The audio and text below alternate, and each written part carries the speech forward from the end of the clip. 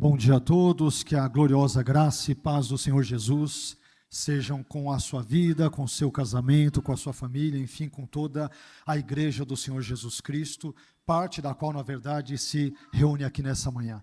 É uma alegria poder rever os irmãos, damos as boas-vindas a todos, os irmãos aqui da casa, da igreja, e também a todos os irmãos que nos honram e que nos prestigiam com a sua vinda aqui nessa manhã. Nós cumprimentamos a todos e vocês são todos muito bem-vindos aí em nome do Senhor Jesus. Nós louvamos bastante a Jesus, adoramos a Jesus e vamos continuar a fazê-lo, e nesse momento especificamente ouvindo a palavra de Deus e as diretrizes que o Senhor tem a nos dar acerca de um assunto muito importante da nossa vida, que nos toca de perto a cada um de nós, e assunto este sobre o qual nós vamos meditar. E para isso eu quero convidá-los que abram, por favor, as suas Bíblias, no Evangelho de Mateus, capítulo 6, e versículos 25 a 34. Vamos falar hoje sobre um assunto que, vira e mexe, acaba estando presente na nossa vida, um negocinho um tanto quanto chato, um tanto quanto desconfortável, que se chama ansiedade. Vamos falar sobre isso nesta manhã. E, na verdade, o nosso tema será lidando com a ansiedade a partir da ótica de Jesus. Amém? O tema da nossa reflexão, da nossa exposição bíblica nesta manhã, será lidando com a ansiedade a partir da ótica de Jesus. E para isso, leremos mais uma vez Mateus capítulo 6, versículos 25 a 34, que diz o seguinte: Por isso vos digo, não andeis ansiosos pela vossa vida, quanto ao que haveis de comer ou beber, nem pelo vosso corpo, quanto ao que haveis de vestir. Não é a vida mais do que o alimento, e o corpo mais do que as vestes? Observai as aves do céu. Não semeiam, não colhem, nem ajuntam em celeiros. Contudo, vosso Pai Celeste as sustenta. Porventura não valeis vós muito mais do que as aves? Qual de vós, por ansioso que esteja, pode acrescentar um côvado ao curso da sua vida? E por que andais ansiosos quanto ao vestuário? Considerai como crescem os lírios do campo, eles não trabalham, nem fiam. Eu, contudo, vos afirmo que nem Salomão, em toda a sua glória, se vestiu como qualquer deles. Ora, se Deus veste assim a erva do campo, que hoje existe e amanhã é lançada no forno, quanto mais a vós outros, homens de pequena fé. Portanto, não vos inquieteis dizendo, que comeremos, que beberemos, ou com que nos vestiremos? Porque os gentios é que procuram todas estas coisas, pois vosso Pai Celeste sabe que necessitais de todas elas. Buscai, pois, em primeiro lugar o seu reino e a sua justiça, e todas estas coisas vos serão acrescentadas. Portanto, não vos inquieteis com o dia de amanhã, pois o amanhã trará os seus cuidados, basta ao dia o seu próprio mal. Amém?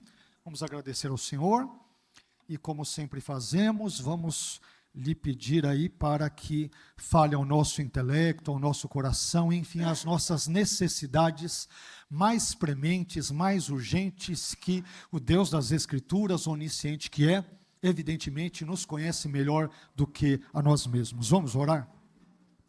Senhor, nós queremos te agradecer porque o Senhor nos concedeu de uma forma tão bondosa, tão caridosa, tão generosa, tão benévola, tão compassiva, mais um dia de vida na sua presença, e nos possibilitou o privilégio que é nos reunirmos neste primeiro dia da semana, no domingo, no dia em que nosso Senhor Jesus Cristo ressuscitou.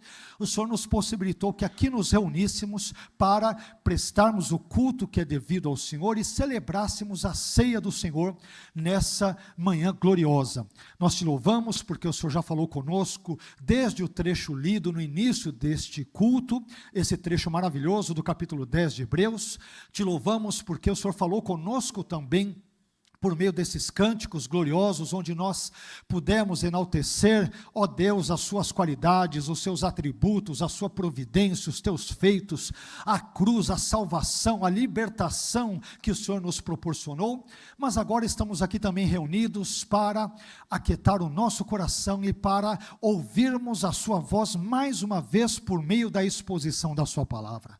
Senhor, tu conheces a nossa fragilidade, conheces todos os nossos anseios, os nossos medos, os nossos temores, as nossas apreensões, as nossas dúvidas, enfim, todas as inquietações que permeiam os nossos pensamentos, o nosso coração, as nossas lembranças, a nossa memória, por que não dizer a nossa vida como um todo, e nós te pedimos que o Senhor nos aquiete, que o Senhor cuide de nós, que o Senhor nos abençoe, que o Senhor nos instrua, que o Senhor fale conosco por meio da sua gloriosa, poderosa, infalível, inerrante, transformadora palavra.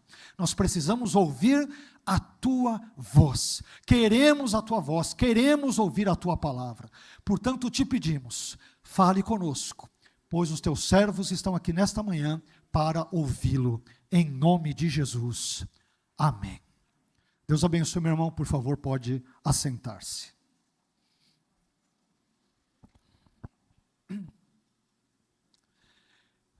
Existe um pensamento que é muito comum entre os psicólogos, de uma forma geral, que diz que a depressão é o excesso de passado, o estresse é o excesso de presente e a ansiedade é o excesso de futuro. Ou seja, na depressão a pessoa vive acumulando, armazenando e remoendo as lembranças boas ou ruins, ou mais ou menos, digamos, do passado. No estresse a pessoa vive focada na urgência dos compromissos do presente. E na ansiedade a pessoa vive preocupada e até mesmo sofre emocionalmente por coisas que nem mesmo aconteceram e que talvez nem mesmo haverão de acontecer. É claro que dependendo do momento em que a pessoa estiver vivendo, ela poderá experimentar de forma um tanto quanto misturada, digamos, essas três condições de saúde mental quase que simultaneamente. E além disso, é importante dizermos também que essas breves conceituações que nós demos aqui de depressão, estresse e ansiedade, é óbvio que elas não são conceituações completas e, portanto, elas não abrangem toda a complexidade de emoções, de sensações e de sentimentos que essas três condições de saúde mental envolvem.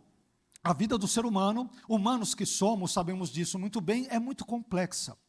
Num mesmo momento podemos experimentar sensações um tanto quanto agridoces, de tristeza e alegria misturadas, de modo que a nossa vida psicológica, mental, espiritual, a física, envolve uma série de elementos, de sensações, muitas vezes contrárias, contraditórias e muito complexas. Mas de forma geral eu creio que esses conceitos que nós apresentamos brevemente, eles refletem mais ou menos bem como as coisas são ou costumam ser. Bem, mas na manhã de hoje, eu não vou falar aqui com os irmãos sobre a depressão e sobre o estresse, mas como já adiantei, vou me concentrar no tema da ansiedade. Muitos estudiosos da área da saúde mental têm considerado a ansiedade como o mal do século XXI, e isso é sobejamente sabido, é conhecido por todos nós, e mal este, meus irmãos, que tem afetado, infelizmente, milhões e milhões de pessoas em todo o mundo, incluindo pessoas cristãs, incluindo discípulos de Jesus, incluindo seguidores de Jesus, e é por isso que eu entendo que esta mensagem, essa exposição, essa meditação nesta manhã, se revista de particular importância para a nossa vida e, sobretudo, para o nosso relacionamento com Deus. Ora, mas diante de todas essas informações, o que é ansiedade? Já que falamos várias vezes sobre ansiedade, já que a citamos várias vezes, o que é de forma geral a ansiedade? Nós podemos dizer que a ansiedade é uma reação psicossomática, ou seja, que afeta tanto o corpo quanto a mente, a psique, que envolve apreensão, medo, estresse e tensão antecipados diante de possíveis situações de risco que nem mesmo aconteceram. De uma forma bem geral, esse tipo de definição eu diria que cabe bem aqui naquilo que nós podemos entender ou conceituar como ansiedade. E ter um pouco de ansiedade, é importante aqui dizer, é algo comum a todos e quaisquer seres humanos. Se uma pessoa nunca teve absolutamente nada, nenhum percentual mínimo que seja de ansiedade, essas pessoas eu desconfio que estão do lado de lá do muro do cemitério, porque as pessoas do lado de cá, elas têm algum tipo de ansiedade, que seja no percentual mínimo de 1% que seja, de 5% que seja, ou alguma coisa do gênero. Mas esse não é o problema. O problema se dá, meus irmãos, quando essa ansiedade se torna intensa, quando ela se torna contínua e quando ela se torna desproporcionalmente grande, a ponto de se transformar naquilo que os médicos, que os estudiosos da saúde mental chamam de transtorno de ansiedade. Esse é que é o problema, aí é que reside de fato o problema. E no texto que nós lemos de Mateus 6, versículos 25 a 34, e que é parte do assim chamado Sermão do Monte, ou Sermão da Montanha, Jesus, como que antecipando, eu diria, essa era de ansiedade em que você e eu vivemos, Jesus nos apresenta 6 diretrizes ou 6 orientações contra a ansiedade, que, se colocadas em prática, certamente nos ajudarão a termos uma vida cristã mais saudável diante do futuro e diante das incertezas do dia de amanhã. Então, diante disso tudo que nós dissemos, eu gostaria novamente de falar com os irmãos na manhã de hoje sobre o tema lidando com ansiedade a partir da ótica de Jesus, a partir da perspectiva de Jesus, tendo como base Mateus 6, versículos 25 a 34. Uma vez que o tema da ansiedade é muito importante, e novamente nos toca de perto, e se não o fez, ainda o fará mais cedo ou mais tarde, é importante entendermos como o psicólogo dos psicólogos, como médico dos médicos, como especialista dos especialistas, isto é, o Senhor Jesus, como que ele encara a ansiedade e como ele nos ensina, nos ajuda a lidar com a mesma. Então, a nossa mensagem nesta manhã vai falar sobre isso com base no texto bíblico, com base no ensino de Jesus, nas palavras de Jesus, na teologia de Jesus, nas instruções do Senhor Jesus. Indo diretamente para o primeiro dos 6 pontos, quando eu leio esse texto, eu descubro que, em primeiro lugar, nós devemos lidar com a ansiedade observando o cuidado providencial de Deus com relação à sua criação. Em primeiro lugar, devemos lidar com a ansiedade observando o cuidado providencial de Deus com relação à sua criação. Veja o que dizem os versículos 25 a 26 e 28 a 30 a esse respeito. Eles dizem: por isso vos digo, não andeis ansiosos pela vossa vida, quanto ao que haveis de comer ou beber, nem pelo vosso corpo, quanto ao que haveis de vestir. Não é a vida mais do que o alimento e o corpo mais do que as vestes? Observai as aves do céu, não semeiam, não colhem, nem ajuntam em celeiros. Contudo, vosso Pai Celeste as sustenta. Porventura não valeis vós muito mais do que as aves? Versículo 28 até o 30. E por que andais ansiosos quanto ao vestuário? Considerai como crescem os lírios do campo, eles não trabalham nem fiam. Eu, contudo, vos afirmo que nem Salomão em toda a sua glória se vestiu como qualquer deles. Ora, se Deus veste assim a erva do campo, que hoje existe e amanhã é lançada no forno, quanto mais a vós outros homens de pequena fé. Meus irmãos, nesse trecho de Mateus 6, versículos 25 a 26 e 28 a 30, nós encontramos pelo menos 3 poderosos, gloriosos e convincentes argumentos que Jesus usa contra a ansiedade. Calma que nós estamos apenas no primeiro ponto, não fique ansioso quanto aos demais pontos. Mas em primeiro lugar, Jesus argumenta contra a ansiedade a partir de uma argumentação tipicamente judaica, que é chamada em hebraico de kal vachomer, e que significa leve e pesado. Esse tipo de argumento, que parece ser difícil, ele é na verdade bastante simples. Ele significa que aquilo que se aplica a um caso menos importante, certamente se aplicará também a um caso mais importante. Esse é o tipo de argumentação tipicamente judaica judaica dentro da filosofia, digamos que judaica, que Jesus emprega aqui. Então, o argumento de Jesus aqui, em Mateus 6,25, quando Jesus pergunta, não é a vida mais do que o alimento e o corpo mais do que as vestes? Esse argumento é o seguinte: ora, se Deus já concedeu a vocês o mais importante, que é a vida e o corpo, logo Ele concederá a vocês aquilo que é menos importante, ou seja, a bebida, a comida e as vestes, as vestimentas, a indumentária toda e assim por diante. Em outras palavras, se Deus já deu o maior, Ele também haverá de dar o menor. Se Deus já abençoou com o mais importante, Ele também abençoará com o menos importante. Então, confiem na providência de Deus, na maneira como Deus dirige a história, cuida do cosmos, dirige o universo e assim por diante, porque Ele é sábio, Ele é inteligente, Ele é poderoso em todos os seus caminhos, em absolutamente cada um deles. Mas em segundo lugar, Jesus também argumenta, meus irmãos, contra a ansiedade, nos estimulando algo que a gente pode fazer e deve fazer todo dia, toda hora. Eu tenho aprendido, aliás, isso com Jesus, nas minhas caminhadas rotineiras que faço quando ando e vejo parques e tal, e vocês já vão entender por quê. Mas em segundo lugar, Jesus argumenta contra a ansiedade, nos estimulando a contemplar o cuidado providencial de Deus com relação à sua criação. E aqui, Jesus ordena que olhemos para duas direções, para cima e para baixo, para o céu e para a terra. Jesus diz, querem ser curados, abençoados quanto à ansiedade? Contemplem a criação de Deus. Olhem para todos os lados. Por que, Jesus? Porque para onde vocês olharem, vocês verão a mão de Deus, o agir de Deus, a providência de Deus e a sabedoria de Deus em ação. Então, contemplem a criação de Deus. Em Mateus 6,26, por exemplo, Jesus nos orienta a olharmos para o céu e particularmente para as aves, para os passarinhos.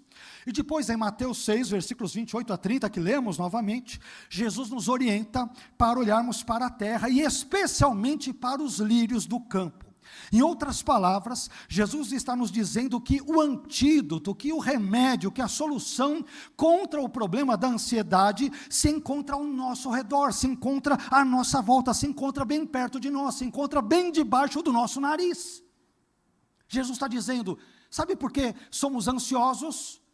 Porque não contemplamos a criação de Deus e não vemos o cuidado com que Deus lida com toda a obra feita por Ele. Se nós prestássemos bem atenção e vislumbrássemos e contemplássemos e observássemos o cuidado de Deus, certamente viveríamos vidas mais confiantes, mais esperançosas e mais repletas de fé, porque o universo, o mundo e o cosmos, o que inclui a nossa vida, não estão entregues à própria sorte, ao caos, ao Deus da ou a um determinismo cego, mas estão entregues nas mãos de um Deus todo-poderoso, que rege os céus e a terra com as suas poderosas mãos, porque por isso não há motivo para vivermos ansiosos, raciocina Jesus, não há motivo.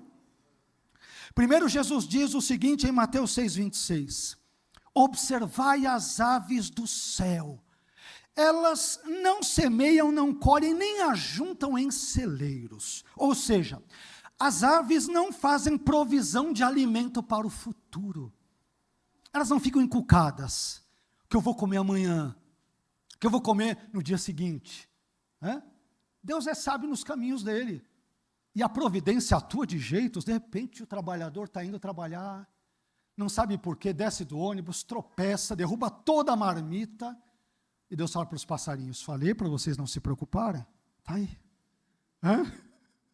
A gente não enxerga as coisas de um jeito, e eu estou claro que brincando, e dando aqui um traço bem humorado, mas assim, nós não entendemos como a providência de Deus opera. Pode ser, entre aspas, ruim para algum, mas Deus pode usar aquilo para beneficiar tantos outros, e nós não entendemos como Deus cuida, por exemplo, de toda a sua criação. Mas o texto vai dizer ali, continuando, contudo vosso Pai Celeste a sustenta, porventura não valeis vós muito mais do que as aves. Meus irmãos, preste bem atenção nisso. Esse argumento é simples, mas é ao mesmo tempo comovente, é tocante, é emocionante. Preste bem atenção nisso. As aves não têm dinheiro. Que eu saiba, elas também não têm cartão de débito e de crédito. Elas não têm chave Pix. Eu nunca vi um passarinho com chave Pix. Não tem conta em banco.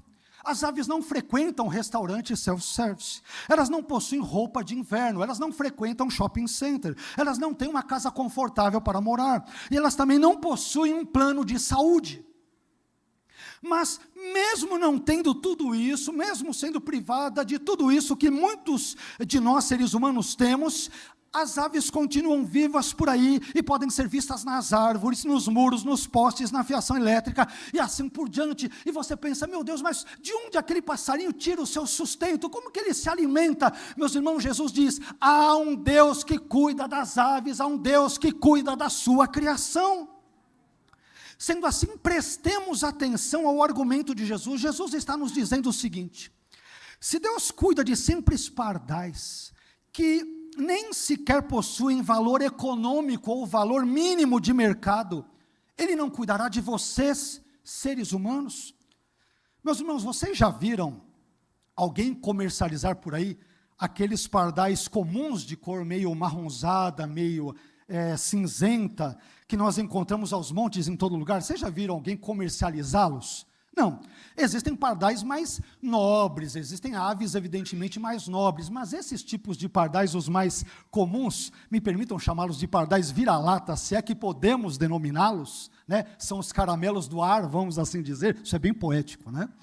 Mas você não vê essas avezinhas presentes em gaiolas, você não vê elas serem comercializadas, sendo vendidas, você não vê lá na Shopee, em qualquer outro lugar, e assim por diante, as pessoas comercializando essas aves. E por quê? Porque essas aves, elas não possuem valor econômico. Em outras palavras, elas não valem nada para nós. Elas não valem nada para nós. Mas quer saber de uma coisa?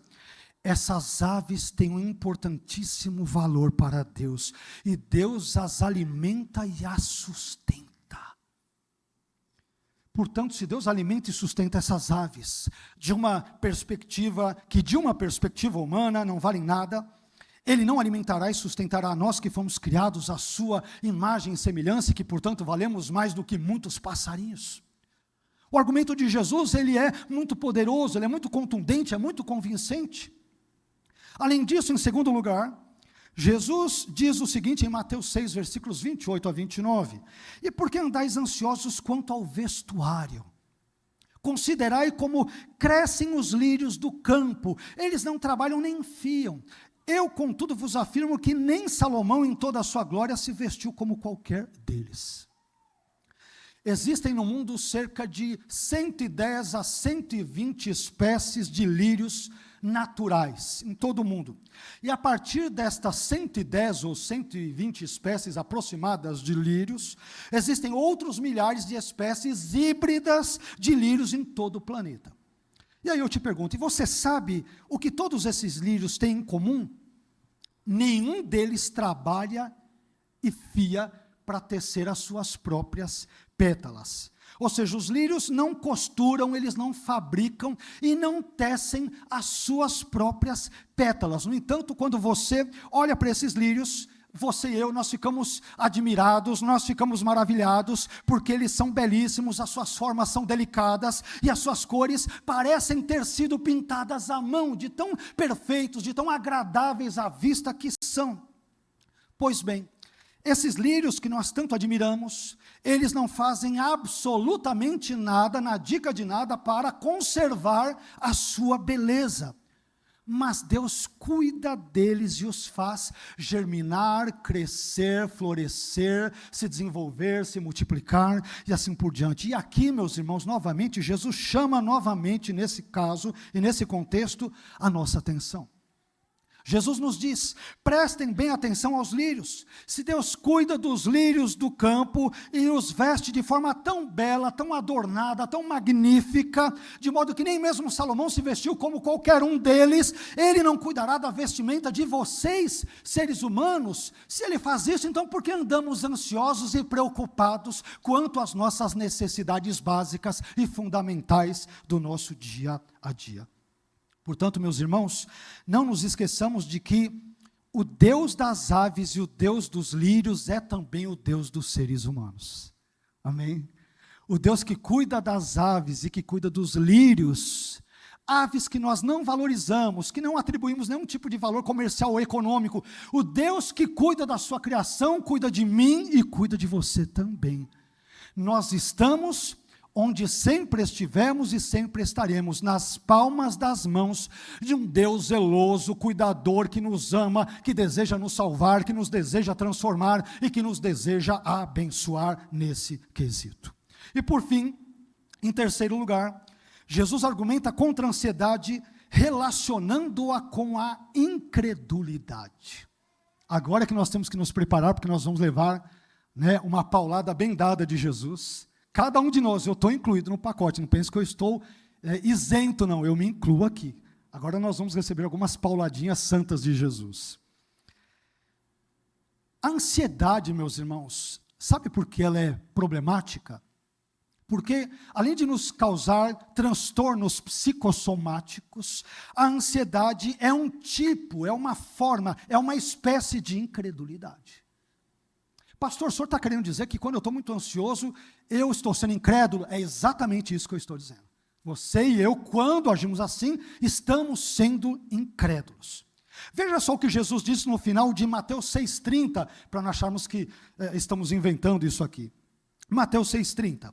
Ora, se Deus veste assim a erva do campo, que hoje existe, amanhã é lançada no forno, quanto mais a vós outros, homens de pequena fé. Jesus está criticando. Sabe por que vocês estão ansiosos? Meu Deus, eu tenho que ver o que eu vou comer, que eu vou beber, minha vestimenta, eu tenho que pagar boletos. Ó Senhor, os carnês não param de chegar. Quanto mais eu repreendo, mais eles chegam. Senhor, me ajuda aí, a situação está difícil. O que Jesus chama essas pessoas muito ansiosas? Ele está dizendo, você é incrédulo. Você tem uma pequena fé. Você não está confiando na providência de Deus. Tem que olhar mais para os passarinhos. Tem que olhar mais para as aves, para os lírios, para as árvores, para a fauna, para a flora. Olhe para a criação que você vai ver como há um Deus que cuida da sua criação.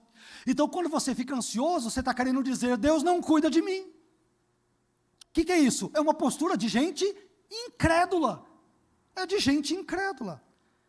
Então, observe, meu irmão, que a ansiedade excessiva é uma forma de incredulidade. Você sabe por que a ansiedade é uma forma de incredulidade? Já adiantamos esse ponto. Porque a pessoa que é demasiadamente ansiosa, em última análise, ela está transmitindo, consciente ou inconscientemente, mais ou menos a seguinte mensagem. Ela está dizendo, com outras palavras, o seguinte: eu não acredito que o Deus que cuida das aves e dos lírios também pode cuidar de mim. Ele não pode fazer isso. Por isso que eu estou ansioso. Eu não creio que Deus irá cuidar do meu futuro e do meu amanhã. Então, eu estou apreensivo, eu estou com medo, estou tenso, porque Deus não é confiável. Olha a mensagem como é séria. Quando estamos muito ansiosos, nós estamos dizendo nas entrelinhas, Deus, eu sei que o Senhor falou, que o Senhor disse, que o Senhor prometeu, e a sua palavra está cheia de exemplos, mas eu não confio muito no Senhor, não. Isso é pecado. Isso é pecado. E sabe por que a ansiedade é um pecado? Porque a ansiedade, meus irmãos, é o contrário da fé. Ela é o oposto da fé. Portanto, um crente ansioso é uma contradição ambulante de termos. Não, eu sou crente, sou. Você crê em Deus? Creio na palavra de Deus, sim. Nas promessas de Deus, sim. Você crê que Deus cuida dos lírios? Sim. Crê que Deus cuida dos passarinhos? Sim. Mas o texto diz que Ele cuida de você. Não, de mim Ele não cuida. Ele cuida de todo mundo, de todos, aquela visão meio, aquela síndrome de vira-lata, aquele vitimismo. Deus cuida de todos, mas não cuida de mim. Meus irmãos, esse tipo de ansiedade é pecaminoso e ele tem a ver totalmente com a incredulidade. Portanto, meu irmão, eu quero te desafiar e te encorajar nessa manhã a confiar em Deus, a descansar em Deus. Vai andar na rua, vai olhar para as aves do céu, vai olhar para os lírios, vai ver as plantas, vai olhar para a formiga, vai ver como a formiga, um bichinho tão pequeno, tão indefeso, mas Deus cuida dela no verão, no inverno, no outono, e Deus sempre está nos dizendo, olhe para a minha criação e vocês verão o meu cuidado para com a vida de vocês mesmos. Amém? Nós servimos um Deus que cuida de nós. Ele cuida de nós. Amém? Mas em segundo lugar, isso é o primeiro ponto. Eu aprendo em segundo lugar que nós devemos lidar com a ansiedade conscientes da sua inutilidade. Sabe para que a ansiedade presta? Para nada. Quem diz isso? Jesus. Quer dizer, só presta para te deixar doente. Me deixar doente. Vamos ver Jesus dizendo isso? Que a ansiedade é inútil? Estar ansioso não serve para nada? Vamos ver. Mateus 6,27. Qual de vós, por ansioso que esteja, pode acrescentar um côvado ao curso da sua vida? Veja só. Segundo Jesus, a ansiedade é inútil porque ela, por si só, não consegue acrescentar um côvado, isto é, uma medida em torno de 45 ou 46 centímetros, a nossa estatura. Ou seja, a ansiedade, ela não acrescenta nada à nossa vida. Em outras palavras, a ansiedade não aumenta a nossa estatura, a ansiedade, ela usurpa o lugar da confiança em Deus, a ansiedade, ela consome uma energia grande sem produzir solução nenhuma, e a ansiedade acaba nos desgastando emocionalmente, espiritualmente, fisiologicamente e assim por diante. Em resumo, a ansiedade é inútil porque ela não produz mudança. A ansiedade é inútil porque ela não prolonga a nossa vida. Ela não controla o nosso futuro, e ela também é inconsistente, ela é incongruente com a providência de Deus. Afinal de contas, se o Deus da Bíblia, o Deus da providência, Ele guia todas as coisas, não faz sentido eu viver uma vida ansiosa. Vocês se lembram que eu comentei, cultos atrás, domingos atrás, que, meus irmãos, a doutrina da providência divina é uma das doutrinas mais magníficas, mais gloriosas, mais estupendas da Bíblia. E que deveria fazer com que o nosso coração, de nós, obviamente, seres humanos, descansasse no Senhor. Me permitam de novo dizer em pouquíssimas palavras, me permita definir em brevíssimas palavras o que é a doutrina da providência. A doutrina da providência, que está presente na Bíblia de Gênesis a Apocalipse, ela ensina que Deus não apenas criou todo o universo é tudo, Ele criou absolutamente tudo. Anjos, enfim, as galáxias, os planetas, as estrelas, nós seres humanos, enfim, tudo. Então, a doutrina da providência não diz apenas que Deus criou todas as coisas, mas diz que Deus sustenta e mantém todas as coisas, e as dirige teleologicamente, isto é, as dirige para um fim e para um propósito previamente designado por Ele desde a eternidade. Você sabe o que quer dizer isso?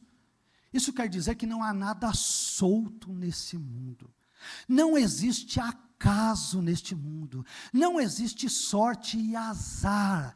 Por isso, uma das coisas mais absurdas, um ímpio falando isso, pode passar porque é ímpio. Um crente que acredita em sorte ou azar não existe. Nós cristãos, coloque isso na sua cabeça, no seu coração, na sua fé, porque é bíblico. Nós crentes não cremos em acaso, em sorte, em azar e assim por diante, em aleatoriedade. Nós cremos num negócio que se chama providência divina. Isso quer dizer que Deus não está alheio a absolutamente nada que acontece no cosmos dele, no universo dele, na criação dele. E imagine só, quem é que está dentro disso tudo? Eu e você.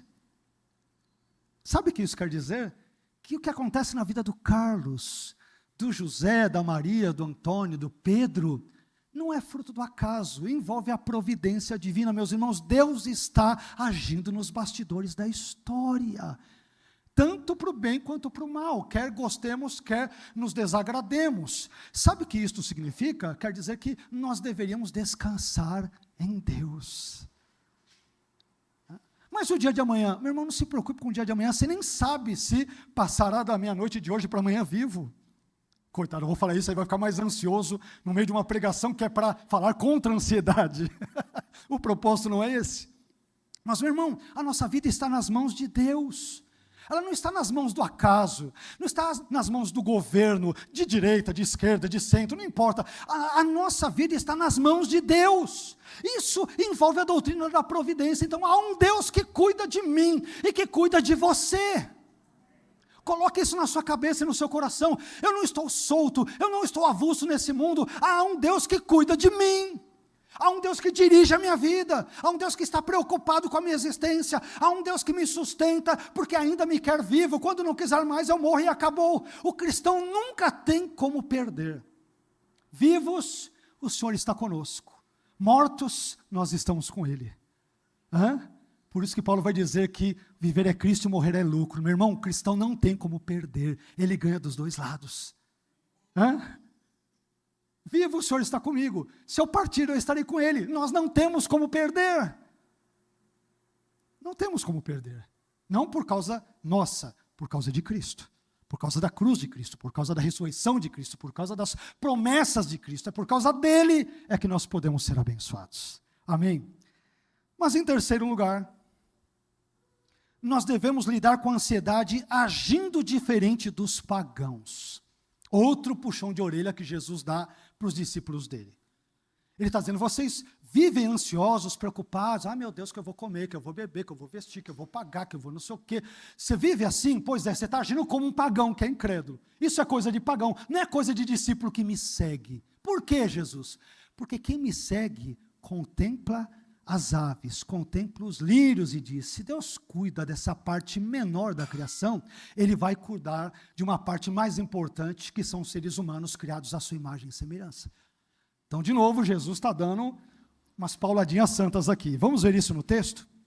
Lembre-se que o terceiro ponto diz que nós devemos lidar com a ansiedade agindo diferente dos pagãos.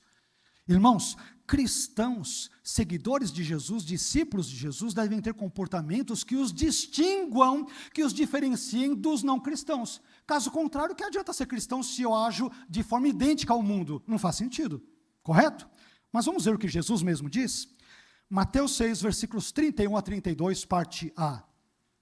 Portanto, não vos inquieteis. De novo, Jesus toda hora diz, não fiquem ansiosos, não fiquem quietos, toda hora. Portanto, não vos inquieteis dizendo que comeremos, que beberemos, ou com que nos vestiremos, porque os gentios é que procuram todas estas coisas. Os gentios aqui, entenda-se, né? Os não-judeus, e no contexto todo a fala dele, os pagãos, os incrédulos, os idólatras. Então aqui Jesus pega pesado com a gente.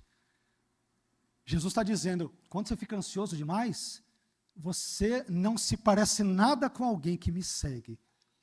Porque quando alguém me segue, essa pessoa confia em mim, confia na minha palavra, confia na minha promessa. Então ela não fica vivendo temerosa, preocupada, apreensiva com tudo o que acontece na vida dela. Aqui, meus irmãos, Jesus usa outro poderoso argumento contra a ansiedade, e Jesus diz que viver ansioso e inquieto por causa de comida, de bebida, de vestimenta, enfim, não é o comportamento adequado, apropriado que se espera de alguém que o segue, de alguém que é o seu discípulo, em outras palavras, de alguém que é um cristão. Muito pelo contrário, essa ansiedade e inquietação exageradas, exacerbadas, elas são coisas típicas de pagãos, de incrédulos e de gente que não conhece a Deus. Então, o raciocínio de Jesus aqui é bastante simples. Jesus está nos dizendo mais ou menos o seguinte: vocês não são meus discípulos? Somos, Jesus. Vocês não acreditam nas minhas palavras e nas minhas promessas? Acreditamos, Jesus. Vocês não acreditam em mim, no Pai Celestial? Acreditamos, Jesus. Vocês não acreditam que Deus cuida das aves e dos lírios e também de vocês, seres humanos? Acreditamos, Jesus. Ora, mas se vocês acreditam nisso tudo, então, porque vocês vivem ansiosos com esse tipo de postura que não é condizente com a postura de um cristão, mas é a postura típica de um pagão e de um incrédulo. Às vezes, meus irmãos, a nossa conduta, a nossa postura, ela desmente a fé que nós dizemos ter. Já falamos sobre isso em vários momentos. Às vezes, nós somos a pior propaganda contra aquilo que dizemos ser o evangelho que transforma as pessoas. Porque cremos num Deus Todo-Poderoso, que considera as nações como a gota de um balde, conforme Isaías 40, cremos que Deus cuida de pássaros, que não tem nenhum valor econômico, esses pardais que a gente vê todo dia, toda hora, e assim por diante, dos lírios, de árvores que nascem num dia, morrem no outro, cremos que Deus cuida de tudo, mas parece que não cremos que Ele seja competente para cuidar da nossa vida. Meus irmãos, isso é incredulidade, é coisa de pagão, é coisa de idólatra, é coisa de gente que não crê em Deus, de pessoas que não creem em Jesus. Os pagãos eles se amedrontam, eles se desesperam, eles ficam ansiosos. Por quê? Porque eles não têm um Deus todo-poderoso a quem confiar. Agora, nós cristãos, nós não podemos viver o mesmo tipo de vida que os pagãos vivem. Por quê? Porque nós cremos em um Deus que cuida, e que cuida muito bem de nós. Ele não só cuida, ele cuida muito bem de nós. Muito bem. Em quarto lugar, nós devemos lidar com a ansiedade com confiança no Deus que é onisciente. Olha só que armas, que argumentos Jesus usa poderosos contra a ansiedade. Então, como podemos vencer a ansiedade? Em quarto lugar, nós devemos lidar com a ansiedade com confiança ou confiantes no Deus que é onisciente. Vamos ver isso no texto? Mateus 6, 32, parte B, diz: pois vosso Pai Celeste sabe que necessitais de todas elas. Elas o quê? Comida, bebida e vestimenta. Está preocupado com isso? Estou. Você confia em Deus? Confio. Então não se preocupe com essas coisas, porque Deus é onisciente, Ele sabe de todas as suas necessidades. Deus sabe de coisa que nem você sabe, e põe coisa nisso. Ele sabe de tudo ao seu respeito. Tudo, absolutamente tudo. Isso quer dizer o que, Jesus? Quer dizer, confie em Deus e descanse na onisciência dEle. Amém? Aqui, meus irmãos, nós nos deparamos com outro importante e poderoso argumento que Jesus usa contra a ansiedade, que é o fato, como vimos, de Deus ser onisciente. Ora, se nós servimos a um Deus que é onisciente, que portanto conhece todas as coisas, incluindo as nossas necessidades diárias, então argumenta Jesus, então não há razão para vivermos ansiosos, inquietos ou preocupados, porque eu sirvo a um Deus que me conhece. E se me conhece, Ele sabe do que eu preciso. Ele sabe do que é necessário para a minha vida, para o meu desenvolvimento enquanto cristão, para o meu casamento, para a minha família. Então eu devo confiar nele, me entregar aos cuidados dele. Amém? E nesse ponto, é importante termos em mente o seguinte fato: o Deus do cristianismo, para não dizer o Deus da Bíblia, Ele não é o Deus do teísmo aberto. Isso é muito importante dizer, à luz do que Jesus acabou de proferir nesse versículo que estamos citando. O Deus da Bíblia, o Deus da igreja, o Deus do cristianismo, Ele não é o Deus do teísmo aberto. Bem, mas já que eu citei o teísmo aberto, o que é o teísmo aberto? O teísmo aberto é uma perspectiva teológica que entende que o futuro, por envolver decisões humanas livres ainda não tomadas, é um período de tempo ainda desconhecido e, portanto, o futuro está em aberto até mesmo para o próprio Deus. Ou seja, nem mesmo Deus conhece totalmente e exaustivamente e meticulosamente o futuro. Isso é uma blasfêmia. Isso é um absurdo. Isso não tem nada a ver com o Deus da Bíblia. Mas o Deus da Bíblia, meus irmãos, Ele não é o mesmo Deus do teísmo aberto. E você sabe por quê? Porque Deus conhece tudo aquilo que da nossa perspectiva humana nós chamamos tridimensionalmente de passado, presente e futuro, e até mesmo aquilo que é hipotético, que poderia ter ocorrido, dado uma conjuntura X de eventos. Deus conhece absolutamente todas as coisas, e desse modo, um Deus que é todo conhecedor, como é o caso do Deus da Bíblia, também conhece as nossas necessidades, e sendo assim, Ele pode supri-las com base no seu amor, no seu poder e na sua generosidade. Aliás, eu não sei se os irmãos sabem, mas um dos critérios que o próprio Deus usa para distingui-lo dos falsos deuses é o seu conhecimento do futuro. Você sabia disso? O próprio Deus usa como critério. Vocês querem saber se um suposto Deus é Deus? Veja se Ele anuncia as coisas antes de acontecerem. Eu faço isso, Deus diz. Eu quero ver se os outros fazem. Vamos ver isso no texto? Veja o que diz Isaías 41, 23, parte A. Somente a parte A, não precisa abrir. Se quiser abrir para conferir, claro, confira, é importante. Mas essa verdade, ela se encontra em Isaías 41, 23, parte A, onde o próprio Deus diz o seguinte por intermédio do profeta Isaías. Deus diz: anunciai-nos as coisas que ainda hão de vir, ou seja, as coisas futuras, para que saibamos que sois deuses. Quer saber se é um Deus verdadeiro? Eu quero ver Ele falar o que vai acontecer daqui a tantos séculos. O Deus da Bíblia faz isso. Cerca de 200 anos antes de Ciro, o rei persa ou medo-persa, nascer, vir a este mundo, Deus já o chama pelo nome no livro de Isaías. Por quê? Porque o Deus da Bíblia é diferente dos outros deuses, ele conhece o passado, o presente e futuro, de uma forma como nenhum outro suposto Deus conhece, e isto o próprio Deus diz: me distingue a mim, o Deus verdadeiro, dos falsos e supostos deuses. Isso significa dizer, meu irmão, que o Deus do teísmo aberto não é o Deus da Bíblia, porque o Deus do teísmo aberto, ele possui um conhecimento limitadíssimo das coisas, mas o Deus da Bíblia é onisciente, e portanto, ele conhece todas as coisas, e como tal, ele pode suprir as minhas e as tuas necessidades, e portanto, não viva uma vida ansiosa, argumenta Jesus. Não há por que vivermos ansiosos, diante de um Deus que nos conhece, e que pode suprir-nos as necessidades, e que cuida de aves, que não valem nada à nossa vista muitas vezes, lírios e plantas que espezinhamos, pisamos, não damos a menor atenção, ele cuida de nós, e Jesus quer que nós tenhamos plena ciência disso. Nós não estamos soltos nesse universo, não estamos avulsamente rodopiando cegamente no universo, onde um determinismo cego, ou o acaso, ou o que quer que seja, venha nos guiar. Há um Deus todo-poderoso, todo inteligente, todo conhecedor, todo bondoso, que rege as rédeas do universo, e dentro desse universo, ele governa sobre a minha vida e sobre a sua vida também. Descansemos nessa verdade bíblica. Amém? Em quinto e penúltimo lugar, nós devemos lidar com a ansiedade priorizando as coisas de Deus. Sabe por que às vezes vivemos ansiosos? Argumenta Jesus. Estamos tão preocupados com comida, bebida, vestimenta, com boleto, com tudo. Não estou dizendo que essas coisas não sejam importantes para a nossa vida, não estou desdenhando as nossas necessidades, não me interprete mal, por favor. Mas Jesus está dizendo, sabe por que às vezes nós nos preocupamos tanto com as coisas da terra? Porque não estamos tão preocupados com as coisas do céu.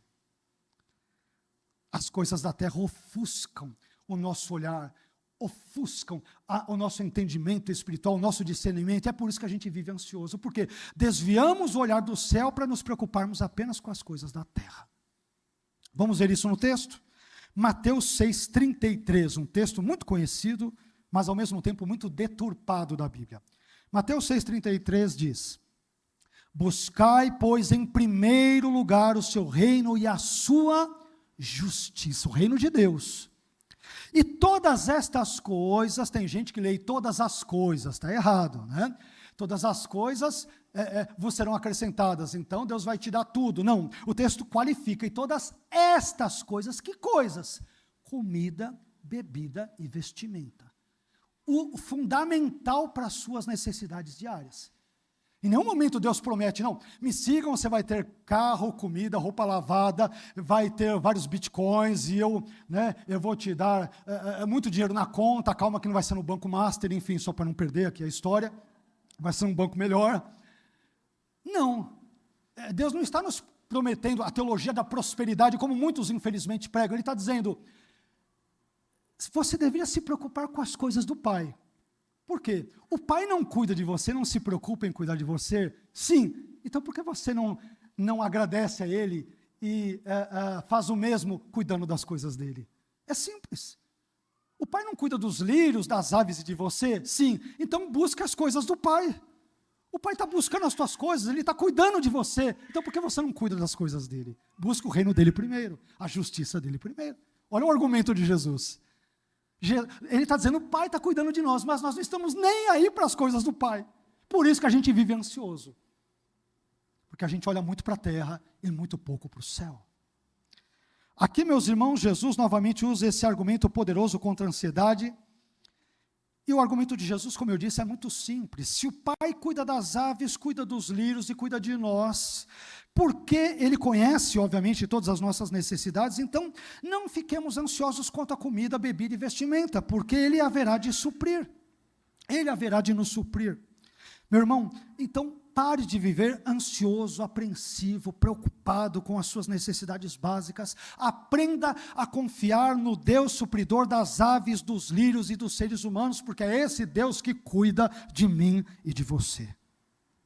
Mas em sexto e último lugar, e agora estamos sim caminhando para o final, eu aprendo em sexto e último lugar que nós devemos lidar com a ansiedade. Isso é muito importante para nós. Nós devemos lidar com a ansiedade vivendo um dia de cada vez.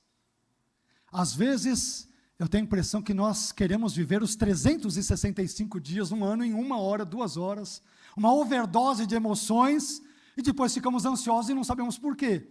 Nós antecipamos as coisas, muitas das quais nem mesmo existirão. E depois ficamos inquietos, com taquicardia, vamos para o hospital, somos internados, tem que receber soro ali na veia, porque muitas vezes somos incrédulos, estamos dizendo, não, Deus não cuida de mim não, Ele cuida de todo mundo menos de mim. E aqui, meu irmão, vejamos o que diz Mateus 6,34. Portanto, não vos inquieteis com o dia de amanhã, pois o amanhã trará os seus cuidados, basta ao dia o seu próprio mal. Não antecipe coisas que ainda não existem, e que talvez nem mesmo existirão jamais. E aqui, meu irmão, me permita dizer algo para você que vai permitir com que algumas fichas caiam. Você sabe por que Jesus, na oração do Pai Nosso, Ele não disse, o pão nosso de cada dia nos dá amanhã, mas Ele disse, o pão nosso de cada dia nos dá hoje. Jesus nos ensinou a pedirmos o pão nosso de cada dia no seu dia, isto é hoje, no dia em que você e eu estivermos vivos, por 3 razões principais. Em primeiro lugar, nós devemos pedir o pão nosso de cada dia hoje, porque nós não sabemos se estaremos vivos amanhã. Pedir o pão para amanhã é um pouco de presunção, de prepotência e de arrogância, porque presume que você estará vivo amanhã. E quem te disse que você estará necessariamente vivo amanhã? Quem te disse isso? Quem nos disse que nós estaremos vivos daqui a 5 minutos? Falar isso, vou deixar os irmãos mais ansiosos, né? Quem disse que sairemos vivos desse culto? Piorou. Não se esqueça que o cristão nunca perde. Vivos estamos com o Senhor. Mortos, Ele estará conosco, nós não temos como perder, meu irmão, o cristão só ganha, ele não tem como perder, então acalme-se em Deus, aquete o seu coração, nós não temos como perder esse jogo, ele já foi ganho na cruz, já foi ganho. Mas, em segundo lugar, nós devemos pedir o pão nosso de cada dia hoje, porque Jesus não quer que comamos pão duro, pão envelhecido, pão estragado ou pão embolorado, Ele está preocupado conosco, por isso tem que ser o pão nosso de cada dia. E em terceiro e último lugar, nós devemos pedir o pão nosso de cada dia hoje, porque Jesus quer que aprendamos a depender de Deus e da sua provisão no dia a dia da nossa vida, a cada dia da nossa vida. Por isso que é hoje. Eu estou vivo hoje? Estou. Senhor, me provê da minha necessidade hoje. Mas amanhã é outra história, eu nem sei se estarei vivo amanhã. Se estiver vivo amanhã, aí eu oro de novo o Pai Nosso e falo, Senhor, que o Senhor venha me prover hoje, depois de amanhã. Se eu estiver vivo, Senhor, mas por que Jesus diz isso? Ele quer nos ensinar a sermos totalmente dependentes desse Deus que cuida das aves e que cuida dos lírios e que cuida de seres humanos como eu e você. Ele quer que entendamos de uma vez por todas que nós não somos independentes nesse mundo, mas nós dependemos de Deus, da sua ação provedora e assim sucessivamente. Em outras palavras, Jesus está nos ensinando a vivermos um dia de cada vez. Ele está nos ensinando a darmos um passo de cada vez, está nos ensinando a nos preocuparmos com agora, com hoje e com já, confiantes de que Deus está cuidando de nós no tempo que se chama hoje. Deus cuida de nós. Deus cuida de nós. Tempos atrás, nas minhas caminhadas, eu comentava um pouco isso com a minha esposa, sendo filho único, e como os irmãos em geral sabem, tendo perdido minha mãe há 3 anos e 4 meses, para muitos podem ser muito tempo, mas para quem perde uma mãe sabe que é uma dor que se arrasta durante toda a vida, você só vai descobrir isso quando perder a sua própria mãe. Aí você vai ver que é uma dor que não encontra lugar. E eu andava na rua pensando. E eu falei, Senhor, às vezes eu me sinto tão só. E às vezes eu não sei se vale a pena continuar vivendo, Senhor. Me sinto tão só, tão solitário, tendo uma esposa maravilhosa, tendo sobrinhos maravilhosos, uma família maravilhosa, mas às vezes eu sinto que não faz sentido, Senhor, me perdoe, eu creio no Senhor, mas às vezes eu sinto que a vida é tão dura, tão cruel. Claro que debaixo do sol eu creio na eternidade, eu creio em Jesus, eu creio na salvação, creio totalmente em Deus, mas, Senhor, às vezes eu me sinto tão, às vezes dá vontade de abandonar tudo. Aí estava andando na rua, fui em lugares bem distintos, um rapaz que eu nunca vi na vida, vai lá, tia, você? Falei, sou. Me deu um abraço, eu estava em Santo André, rapaz, como eu gosto de você, posso te dizer uma coisa? Pode. Rapaz, como eu amo você, sua vida, você nem me conhece, eu gostaria de te dizer, nunca desista, porque você não sabe como você tem abençoado a minha vida. Outro dia fui andar na Moca, nunca vi a mulher na minha vida. Você vai lá, tio? Eu falei, sou. Nunca desista, você não sabe o que Deus já tem me ensinado por intermédio da sua vida. Fui outra vez no Ipiranga, nunca vi o sujeito na minha vida. Você é o pastor Vailate? Sou. Eu quero que você saiba como a sua vida tem sido importante para mim, os seus ensinos, então nunca desista. Eu falei, Senhor, chega que eu entendi tudo. Eu entendi tudo. Eu entendi que o Deus que cuida dos lírios e das aves, Ele cuida de mim. Ele cuida de você. Ele cuida de nós. Isso aqui não é mera teologia teórica, irmãos, é o que eu vivi. E é importante para os irmãos saberem, não, mas o pastor, de repente ele está acima do bem e do mal. Pastor não tem tristezas, pastor não tem problemas, pastor não tem medos, pastor não se sente sozinho, claro que se sente. E já pensei algumas vezes em desistir, não minto, claro que pensei. Mas Deus sempre usa alguém, a palavra dele, ou eu tenho um sonho, ou gente que eu nunca vi na minha vida, e me abraça. Outro dia uma família que eu nunca vi, mais gorda, mais magra, não sei de onde que saiu, acho que atrás de uma árvore, eu nunca vi aquilo na minha vida. Eu olhei, não tinha ninguém, de repente surge uma família, umas 4 pessoas, os 4 vêm e me abraçaram. Eu falei, como assim? Eu pensei, oxe, né, o meu lado nordestino, Aí 4 pessoas que eu nunca vi na vida vieram e me abraçaram, um pai, a mãe e 2 crianças me abraçaram. Aí eu, tudo bem, né? Não, a gente só quis te dar um abraço. E queríamos que você soubesse que a sua vida é importante para nós. Eu falei, entendi, Senhor. Eu estou entendendo o que o Senhor está falando. Não era elas que precisavam do abraço, era eu. Eu é que precisava. E Deus me deu nos momentos em que eu menos esperava. Irmãos, o Deus que cuida de lírios e de aves, Ele cuida desse miserável homem que aqui está diante de vocês. Ele cuida de mim e cuida de você. Amém? Eu gostaria de concluir essa mensagem recapitulando brevemente as 6 orientações que nós recebemos de Jesus a respeito da forma como nós devemos nos portar com relação à ansiedade. Em primeiro lugar, nós devemos lidar com a ansiedade observando o cuidado providencial de Deus com relação à sua criação. Meu irmão, Deus que cuida de aves e de lírios, cuida de mim e de você. Acabei de te dar poucos exemplos do que tem acontecido comigo. E eu sei que Deus faz isso com você, Ele faz isso conosco. Em segundo lugar, nós vimos que devemos lidar com a ansiedade conscientes da sua inutilidade. Viver ansioso não serve para nada. Terceiro, nós devemos lidar com a ansiedade agindo diferente dos pagãos, porque nós somos crentes. O que não quer dizer que sejamos perfeitos, nós erramos, ficamos ansiosos, ficamos tristes, sim, mas há um Deus que cuida de nós. Quarto, nós devemos lidar com a ansiedade com confiança no Deus que é onisciente, que conhece todas as coisas, o que inclui a minha e a sua necessidade de bebida, de comida, de vestimenta, de saúde e de tudo. Em quinto lugar, nós devemos lidar com a ansiedade priorizando as coisas de Deus. Busquemos em primeiro lugar o reino de Deus e a sua justiça, e todas estas coisas que nos são importantes e necessárias serão acrescentadas no devido tempo. Por fim, em sexto lugar, nós devemos lidar com a ansiedade vivendo um dia de cada vez. Amém? Louvemos a Deus hoje. Mas e amanhã, pastor? Eu não sei se estarei vivo amanhã. Nos preocupemos com hoje, com agora. Hoje nós estamos vivos, hoje temos saúde, talvez alguns mais, outros menos. Hoje temos um dinheirinho, alguns um pouco mais, um pouco menos. Mas o importante é que tenhamos a presença do Senhor a cada dia na nossa vida. Amém?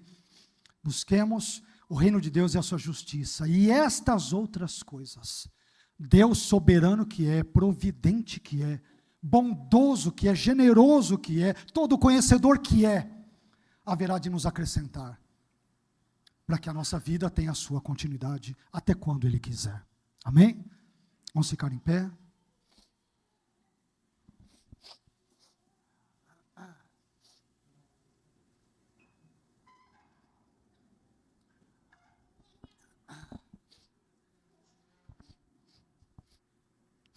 Vamos orar, vamos agradecer ao Senhor. Amém?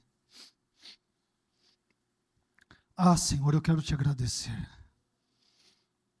porque eu tenho experimentado pessoalmente, particularmente, os teus cuidados para com a minha vida, Senhor.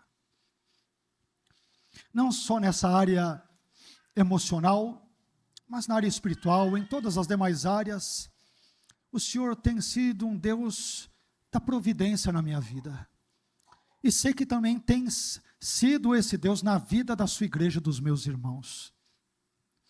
Obrigado por nos ensinar lições tão poderosas e profundas e eternas por meio de coisas tão singelas quanto pássaros, quanto lírios, enfim, como toda a sua criação que é majestosa, é magnífica, é gloriosa, é perfeita, é sábia.